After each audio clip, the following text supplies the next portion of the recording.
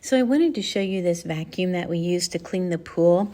There's several things that we really like about it. Right now we've had a lot of algae, so it's picking up algae on the bottom of the pool, but it's also good for picking up like leaves or sand or small things.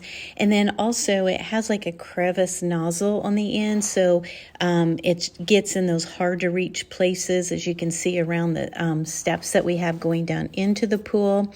And I will point out too that it doesn't come with the pole. So if you have any kind of pool pole for anything else you use, you will need some kind of pole. That doesn't come with the vacuum. But it's also great if you have like a hot tub or spa. It would clean things like that. We like that there's no cord to it, so you just plug it in and you're good to go. But overall, you can see it got all that algae out. It cleans really good, so we've been very satisfied.